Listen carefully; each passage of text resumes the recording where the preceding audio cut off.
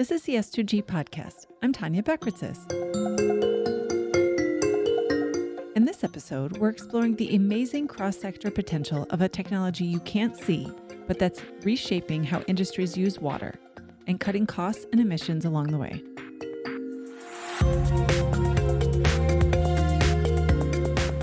This podcast is for informational purposes only and should not be construed as legal, business, tax, or investment advice, nor should it be used to evaluate any investment or security. It is not directed at or intended for any current or prospective investor in any investment in vehicle sponsored by S2G. Investing involves risk, including the potential loss of capital. References to specific companies are for illustrative and educational purposes only and do not represent an endorsement or investment recommendation. The views expressed by podcast guests are their own and do not necessarily reflect the views of S2G. S2G currently maintains an investment in Moleaer, and S2G's investment is not open to additional investors. For additional important information, please visit s2ginvestments.com/disclosures.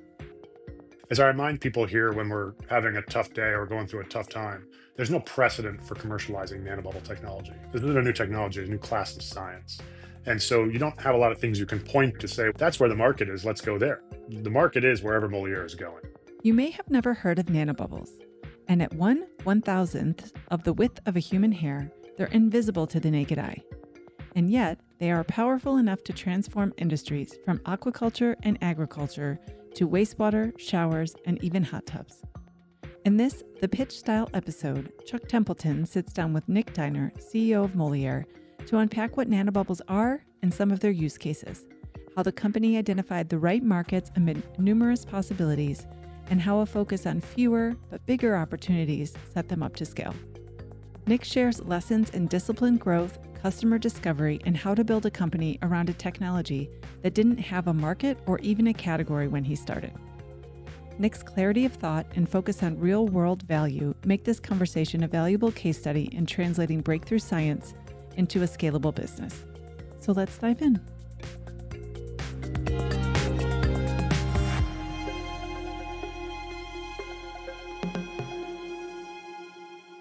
I am excited to be here today with the CEO of Moleaer. So, Nick, I'd love it if you could quickly introduce yourself and tell us a little bit about Moleaer.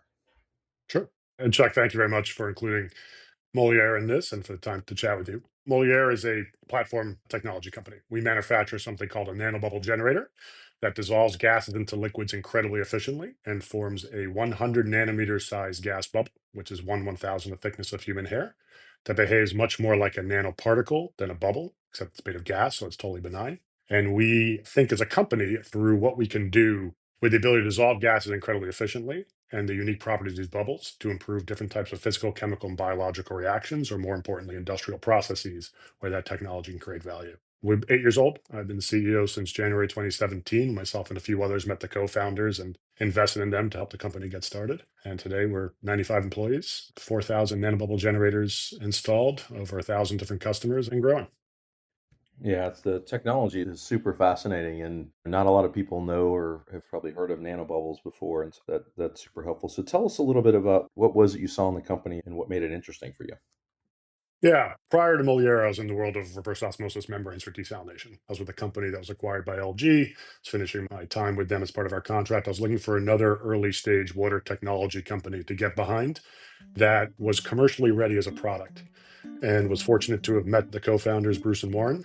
And they had developed a technology that was forming these tiny bubbles with the assumption that it would improve aeration efficiency.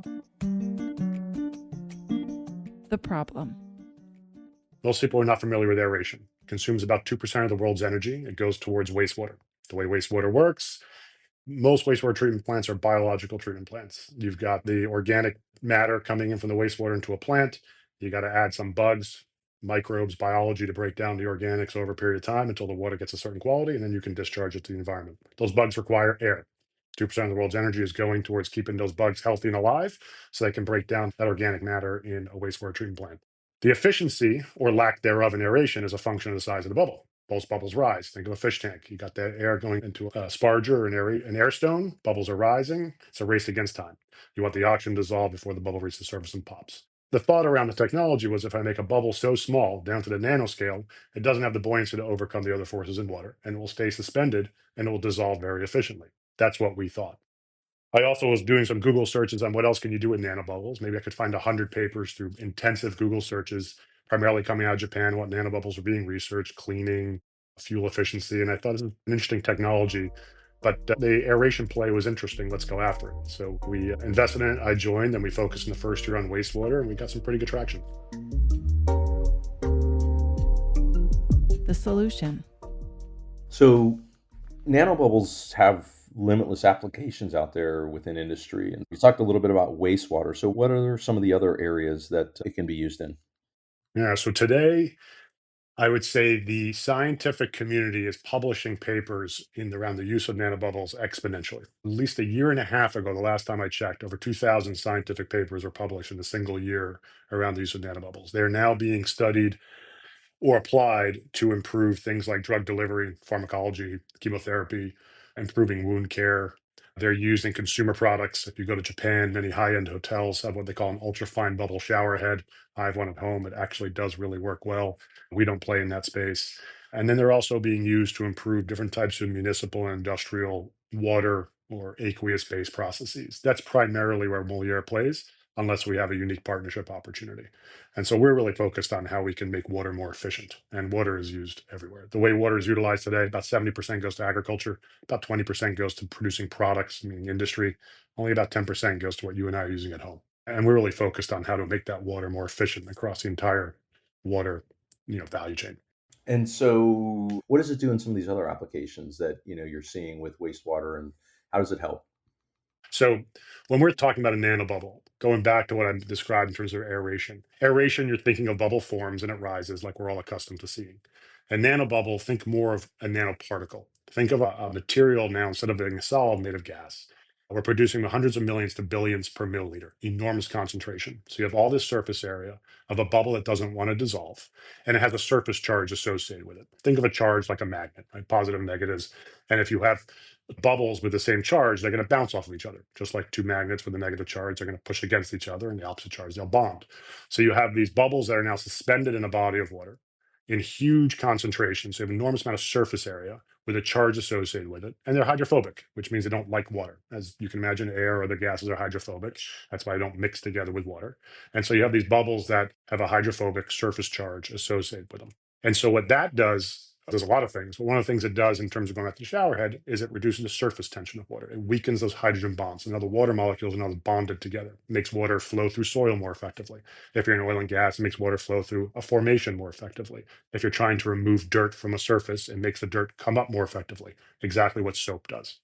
And do they understand why it doesn't dissolve? It's still debated. We've been in conversations with some of the very large oil companies that do enormous amount of research on surface tension and viscosity, because that's critical to their processes. And we've had long debates. A nanobubble cannot exist at that scale. Yet we, not only us, but now it's very well researched and understood that they do exist at that scale, and they require some other things in the water, like organic matter or otherwise, to keep them stable. But they are highly stable, and they last for long periods of time, months. Because it's not soda water where you see all these bubbles sitting in there and whatnot, but it is like Mhm. invisible to the eye, right? That's Exactly. crazy. But what's interesting though is when you get to a very high concentration, you can make the water turn blue. So you get like a blue hue. So you can start to manipulate the way water looks at extremely high concentrations. Yeah. Product market fit. We invest in food, ag, energy, and oceans. And so obviously water is involved with a lot of those different applications across the board. So what are some of the applications in our space that we're invested in? Are you working in at this point? Yeah. So the company focused on four principal tracks, not including partnerships where companies come to us to want to utilize nanobubble technology. Those four principal tracks are wastewater, where we started. Then irrigation, which is our largest installed base. Probably have somewhere around 1,500 farmers all around the world utilizing nanobubble technology to improve irrigation water and crop yields. We focus on aquaculture, principally high-tech, intensive fish farming. Think of salmon farming in Norway and Chile. And surface water. Surface water for us originated with, think of a golf course pond, and now we're primarily focused on treating very large water bodies that have become impaired due to nutrient runoff, deal with high odor issues and harmful algal blooms. So we have four teams dedicated to selling our products and solutions into those four markets. And then we have unique partnerships in a number of different segments, most notably Jacuzzi, who launched in December of 2024, the first chemical-free spa or nearly chemical-free spa. That's 99.9999% chlorine free. utilizing Moleaer's technology. How did you pick these four that you were going to focus on? And what were some of the early signs, maybe in one or two of them, that you said, yep, this makes sense for us, so this is why we're doing it? Yeah, I'll give you an odd answer. We didn't really pick them, they picked us. And I think that's an important point. So, as I remind people here when we're having a tough day or going through a tough time, there's no precedent for commercializing nanobubble technology. This isn't a new technology, it's a new class of science. And so you don't have a lot of things you can point to say, that's where the market is, let's go there. The market is wherever Moleaer is going, and the market that exists every time we sell a new nanobubble generator. All right. So, a lot of what we had to do was trying to figure it out by industries coming to us, and we try it and we see how it would work, and then we'd also see how the industry is responding to it.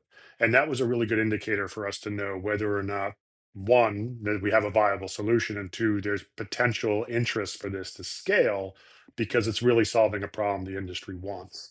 And so right now we're going through that motion where there's all this interest in cleaning around their technology, but cleaning is not actually that hard to do. So I sit here and I ask myself, is there really enough pull for us to want to go into that market, even with a partner, unless the partner's going to do all the work? Whereas in irrigation water and aquaculture and wastewater and surface water, not only do those markets say, hey, keep coming in, we want more of this, you're solving a real problem, but you're recognizing that problem exists globally. So the TAM is really big, right? Biological wastewater treatment plants all have the same problem. You have surfactants and fats, oils, and grease in a wastewater treatment plant. That's got to be removed. Nanobubbles do that really well. That's a universal wastewater treatment problem. 70% of America's surface waters are impaired. Challenge with surface water is really about getting stakeholder alignment and permits. But once you get them, the projects are big and the technology works. There's real momentum behind that right now. So we really understood that the product market fit, really application fit, existed. And so we want to make sure the industry's telling us to play versus us trying to tell the industry, hey, we want to play. Very different sort of emotional sort of reaction or connection you get. Yeah, it's one of the things that I talk to the entrepreneurs I work with most closely and the operators that I work with is, where do you find the water running downhill? No pun intended, obviously, with what you're Yeah, doing, but like, where do you find that path to market where there is acceptance? There is people saying, yes, I need this product. Early on, when there is not a solution for a particular problem that's out there that you haven't designed yet, there is no TAM for nanobubble systems in wastewater treatment. You got to go out that's right. and prove what that TAM is, right? And show it from the ground up. It sounds like you, for all four of these segments, were able to connect with those people and be able to develop and fine tune the system to what they actually needed. But just to be totally honest, we've also done the opposite and made terrible mistakes. So we're not Yeah. perfect in that by any Yeah. means. We mentioned that the industries we've gotten right so far, but some of them we got wrong. And I think a couple of the reasons we get them wrong is one, we hear what we want to hear. We're not getting a true understanding of what the market is telling you. So a year and a half ago, no, probably 2 years ago, sorry, we were approached to create a small nanobubble generator that would fit in a restaurant and improve the efficacy of washing produce to remove basically pathogens. Think of E. coli, Pseudomonas, Salmonella, etc. So many restaurants in the United States, quick serve restaurants, will wash the produce, like a Chipotle, for example, before it's served. Some use a totally safe chemical to use to remove pathogens. Others use water. And we thought we had this opportunity. We can create a standard product. It's going to be more cost effective than chemicals. Everybody will want it. And we spoke to a few people we were introduced to and super excited about it. And they were affirming what we wanted to hear. What we really didn't do was get out there and do a proper market survey of quick serve restaurants, go independently from the partner who approached us, and really do that deep market research. And more than anything else, it requires patience. And I can only speak for myself, but I'm sure this is probably pervasive with all entrepreneurs, all venture-backed companies. You're always in a race against time. And sometimes you got to park that and be willing to do the work that requires the time to properly understand that market. And had we done that, we would have saved a lot of engineering hours and time and effort and resources around developing that product and dedicate it to something more valuable, like some of our larger containerized systems we're doing to treat produced waters and surface waters, et cetera. And so really parking that time pressure to know that if I put the upfront investment, it's going to take a little bit longer, and really doing that voice of the customer expression properly. Yeah, no, I appreciate your honesty, because that's also entrepreneurship and leadership in building something that's never been built before. Is there are going to be mistakes made because you're doing something that no one's ever done in this Yeah. particular area. Trying to sell, again, a technology that people didn't know, frankly, they had a problem with, because the solution they were using in the past was the best that there was for a while, right? Type of thing. Nick explained how the technology works in some of the verticals they're focused on. And how does that work for the spa? What does it do? So in a spa, you have two principal concerns. You have the user experience and then you have health and safety. The user experience is when a user wants to get in their hot tub, they lift up the roof and they look in. And if it has a weird smell or it doesn't look clean, they only have two choices. They're going to shock chlorinate it, at which point they probably don't want to get in because it smells like chlorine, doesn't feel pleasant, or they got to drain it and reheat it. And by that point, you don't want to go into the spa anymore. The second is you got to make sure you're achieving a water quality that is safe for someone to go in. That's going to be more related to bacteria, kills, like log kills on microbes, and making sure the surface of the tub is clean. So we had two challenges. How do you maintain a clear, clean, odor-free spa and safe? And so we spent about 2.5 years in partnership with Jacuzzi developing a technology that could allow them to utilize higher levels of dissolved ozone, which is a safe and very effective oxidant, meaning like a chlorine or like other types of chemicals, and to achieve a higher level of ozone and also maintain a clean tub or a clean surface. And what's unique about Moleaer's technology is we can do both of those things. We can dissolve that ozone at very high levels so you can maintain a very clean, clear, safe water body and also utilize nanobubbles to clean that surface. You always have a clean tub. And this was all third party tested, lots of validation testing with third party labs. And so we were able to utilize that technology to be able to reduce or eliminate the use of chemicals. And it's selling very well, which is good. Awesome. And then farmers. So farmers are obviously a group that's been targeted quite a bit lately for a lot of the new technologies that are moving sort of out of Silicon Valley towards them. And so what is your sell to farmers, and what is it the proposition that you're actually selling them? Yeah, it's been an evolution. It's been really interesting. So we started in wastewater in 2018, very early 2018. We were introduced to a greenhouse who learned that our technology was dissolving gases very efficiently and said, could we put oxygen into just a few inches of water? Think of lettuce growing in deep water culture, meaning in literally like a pool. Can we achieve very high levels of oxygen cost effectively? We didn't really understand why. We came to learn that what all growers know is that the leaves need CO2, the roots need oxygen. But getting high levels of oxygen to very shallow water is incredibly challenging because bubbles rise. But if you can dissolve it where the bubbles aren't rising and you can get that oxygen to sustain itself, there could be value. So we did a project in Dallas, Texas, about 90 degrees in the summertime. The warmer the water, the less dissolved gas it can hold. That's why your soda tastes more flat when it's warm than cold. And we were able to achieve very high levels of oxygen. He was able to increase yields by more than 50% of his leafy greens.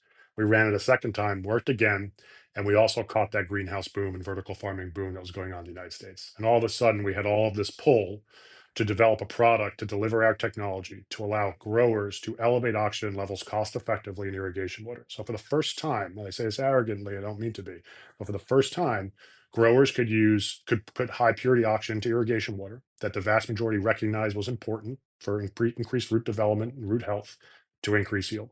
And that business really took off, especially across the United States or North America and the Netherlands. And so what's happened since then is we've come to learn what else happens. So when you are not only elevating oxygen levels, but you're combining with nanobubbles, not only do you get that elevated oxygen level, which is well understood to improve root health, we start to improve water quality. We see significant reductions in disease, things like Pythium and Phytophthora. In some cases, it goes from an elevated level, which is going to wipe out the crop, to zero detection just by adding our technology. We also see improved nutrient uptake. So the roots are taking up fertilizer more efficiently. Combination of both the charge of the bubble and its interaction with those salts like calcium and whatnot, but also that surface tension, how the water flows through the root zone of the capillaries more effectively. So it's a really all-encompassing solution to improve water quality, but ultimately to translates to improve yields. And so always the yield improvement varies by location, cultivation type, what you're growing. But we have hundreds of case studies on demonstrating that significant yield improvement, very fast paybacks on utilizing our technology to improve irrigation water. And do you have to figure out like an ROI calculation for each location or each type of project? And how long does that take to sort of develop that with the growers? Today, we can calculate that on the site, on spot. Actually, we're incorporating more of an AI tool to use all of our modeling so that you just literally, as a salesperson, just to write into our Copilot AI platform, here's what the customer has, here's what they're growing. Can you pull up all the references and what kind of a system they need to estimate what that yield improvement range will be? And then immediately the grower knows whether it's worth it or not without us even having to ask, how much does it cost? What do you sell per kilo or per pound of tomatoes for? But we can typically do that right on site even without that capability through just our models and case studies to make those estimates. And that allows them to be able to quickly make an assessment as okay, that would be a 3 month, 6 month, 1 year payback type of thing or whatever. That's right. And then on top of that, or in parallel, many times customers are looking at our technology because they have a problem. And one of the things that's happening in the world is it's a deteriorating water quality from a freshwater supply. So water is becoming harder and harder to utilize for the purpose that it's always been used for. So you're investing more in how to treat it to get it back to a certain quality without sacrificing the quantity to be able to continue to run that process. And so many of our customers are experiencing more and more disease, more and more challenges with elevated water temperatures that they got to figure out how to solve. And so they'll compare us against other solutions, not nanobubbles, but chemicals and whatnot. And so that's the other part of how customers make decisions. And then as you do quotes and stuff like that, how do you think about being able to adjust systems to match? Obviously, it's not Jacuzzi that's probably, I'm sure, very consistent sizing and ordering, but maybe not. Yeah, Maybe I'm not no, thinking it about is. that. But a lot of your other projects, whether you're doing a wastewater treatment plant that's for a small city versus one that might be for a large city type of thing, how long does it take to figure out what the system's going to look like and being able to design it and then build it? Yeah, we have our standard platform and then we have customs as well. More and more of our work in terms of the units that are going out the door are standard because we've invested so much time and energy in creating a standard product portfolio based on the needs of these four different markets. What goes really more into the custom area is these large containerized systems, which to somebody else you would look at and say that's cookie cutter. They're all standard. For our engineering team, given the benefit of the doubt, there's still quite a bit of customization that goes into how am I going to lay out all the different components, the gas generation, the pump, and the nanobubble generator as we get above 1,000 gallons a minute. And so our generator is scalable to any flow rate. So our smallest is less than 10 gallons a minute. The biggest we ever deployed is more than 8,000 gallons a minute. Everything just gets bigger, and when it gets bigger, there is a higher degree of complexity to make it all fit into the right configuration because you got bigger pipes, more electrical requirements. The electrical panel has to get bigger. After 8 years, we now have a pretty robust standard platform to meet the needs of the vast majority of our customers. And then we can focus our custom engineering and assembly on the larger value, $500,000 type projects for large surface water jobs, potentially some wastewater jobs. That's scale, right? Really thinking about Mhm. how do you create product types and sell more units of them, right? So it helps your people move faster. Oftentimes, if you're not actually dealing with a lot of custom specs, so you can have a lot less inventory management and be able to move product through obviously quicker. Seems like And you so. just hit on one of our big challenges. Because as you know, the expression, it's very easy to get into something. It's very hard to get out of it. And so some of the small systems that we originally were offering into the marketplace, we're now trying to exit those product lines. It's just not interesting when it only contributes to 5% of your sales, but you still got to put all the work into inventory management, supply chain management, aftermarket services. If there is ever an issue, your service tech has to go out there, and now you're dedicating his or her hours to a small project when you could be dedicated to a much more higher value project. And so one of the challenges we're going through is thinking about what happens if we no longer offer this product line.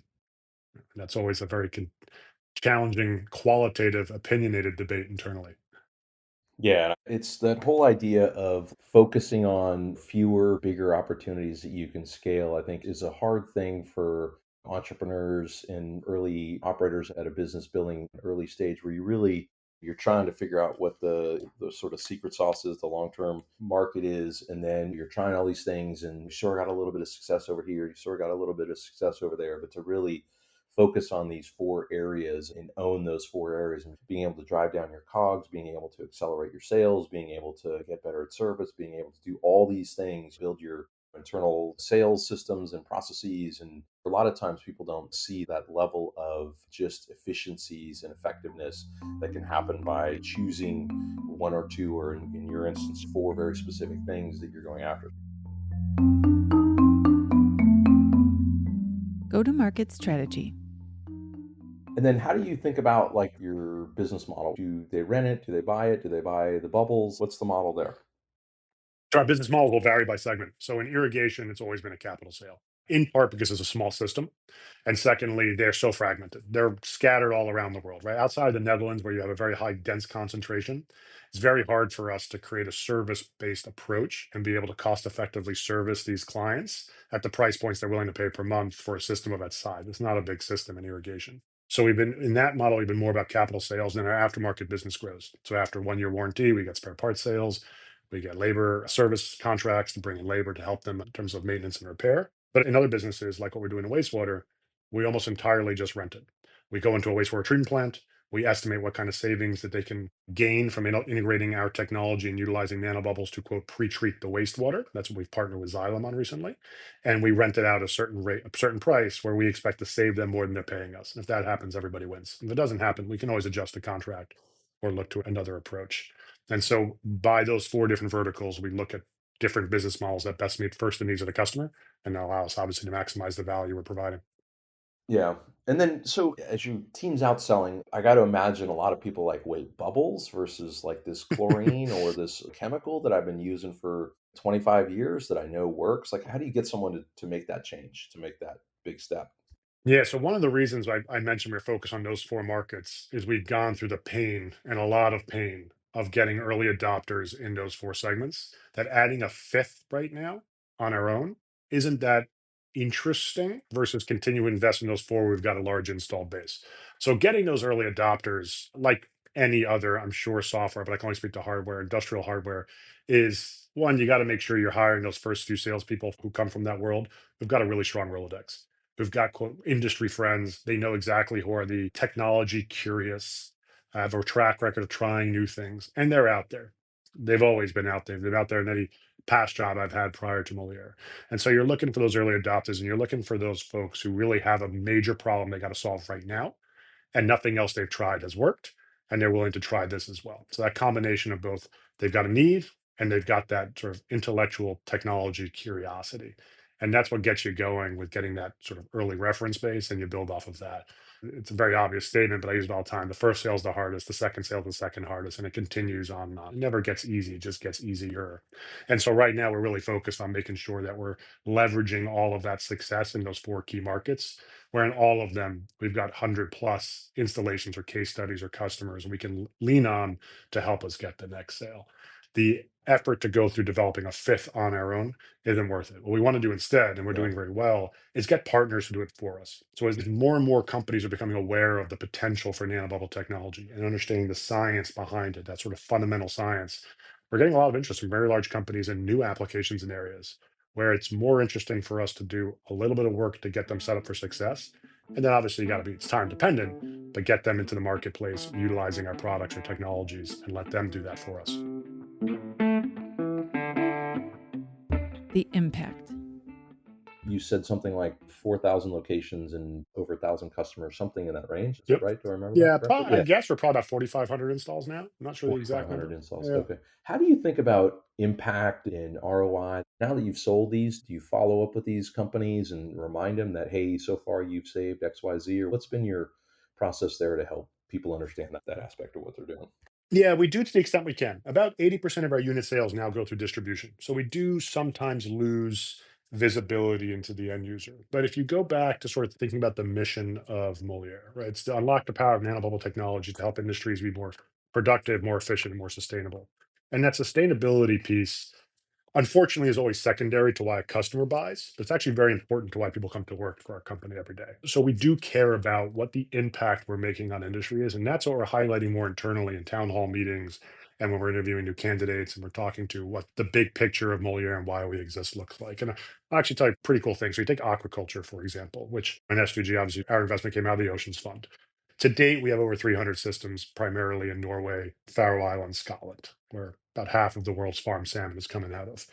Just in 25 installs alone around a specific application with it, we've saved the customers over $5 million. And what's more interesting, over 20,000 tons of CO2 emissions through energy reduction because we transfer oxygen more efficiently and we prove that water quality better.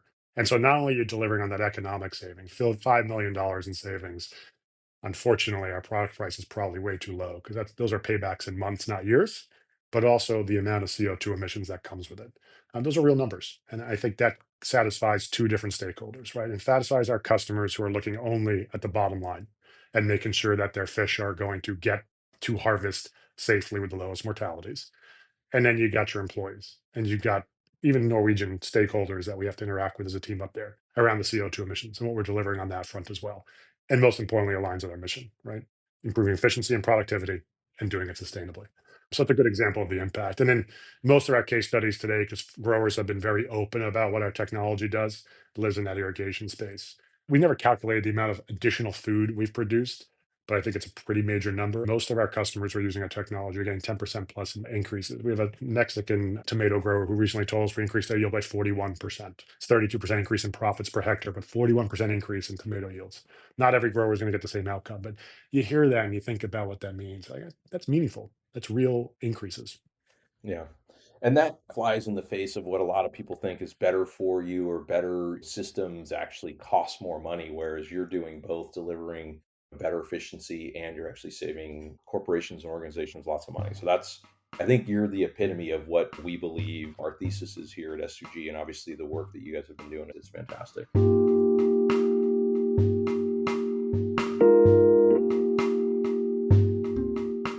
So, what are some lessons you've learned as an operator as you've gone through this process? Yeah, one of them is actually what we were just talking about before. When you're building a company, you're so commercially focused, right? I got sales, I got to get growth, I got to get in the marketplace and really show that top lines are starting to appreciate. It's what happens on the back end of that. What happens to that supply chain? How do you start thinking about inventory management? How do you start thinking about working capital? Working capital can start to creep up on you pretty quickly. It starts slow, and because it's slow and it's small, you're not really paying attention to. And all of a sudden it shows up and you start to realize, okay, I've put a lot of resources, both engineering time, supply chain management. I've got all these different SKUs. I've got these different applications. How do we start to think about rationalizing that? And more importantly, how do you make sure next time you see the distance and you recognize, hey, we got to be thinking about that today, not tomorrow, and prevent it versus having to solve for it or fix it. Meaning not just what happens next, but if next works, what are the next 10 things that are going to happen? And what does the finish line look like?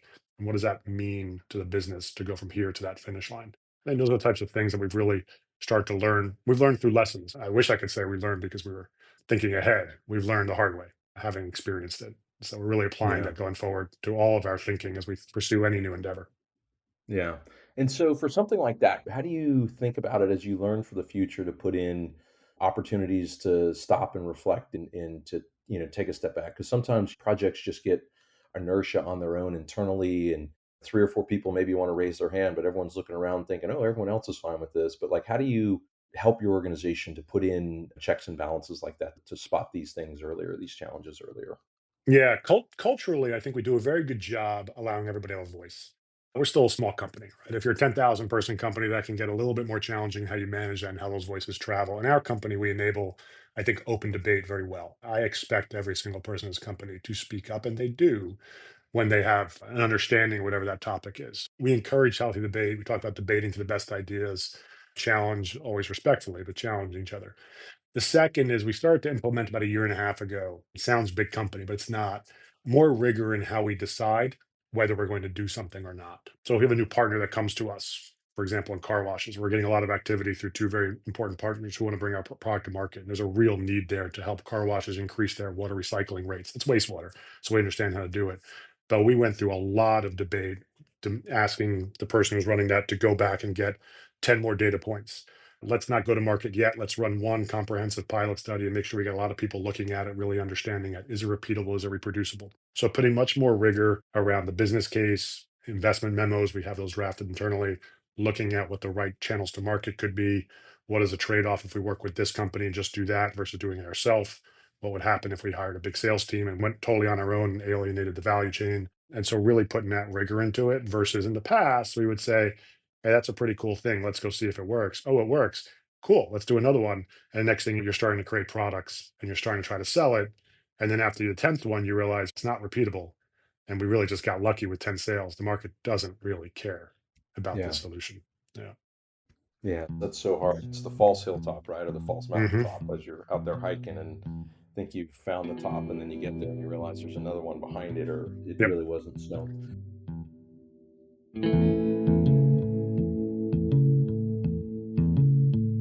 What's next? so where do you see yourself in the next 5 to 10 years? Where are you headed?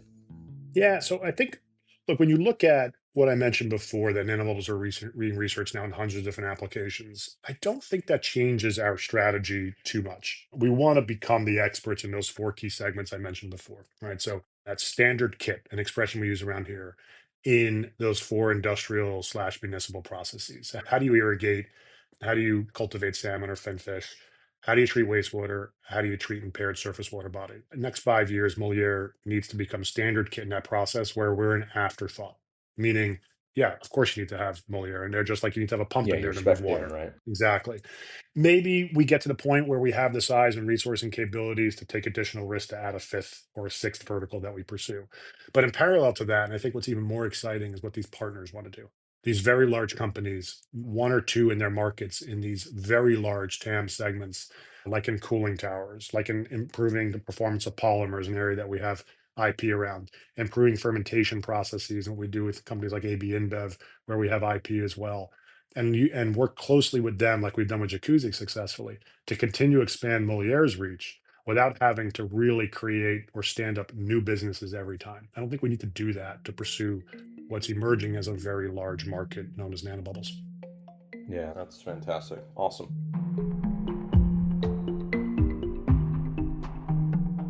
The pitch. What is your 1 to 3 sentence pitch as to why a company should use Moliere's technology? If you are in the markets, in the industries where you're trying to improve water efficiency, Moleaer's technology is going to be able to enable you to reduce your water and chemical footprint, possibly your energy footprint, and increase your yield or output. And we've done that consistently thousands of times. Fantastic. Thank you, Nick. Thank you for tuning in to the S2G podcast. If you enjoyed this episode, please subscribe, leave us a review, or share it with a friend.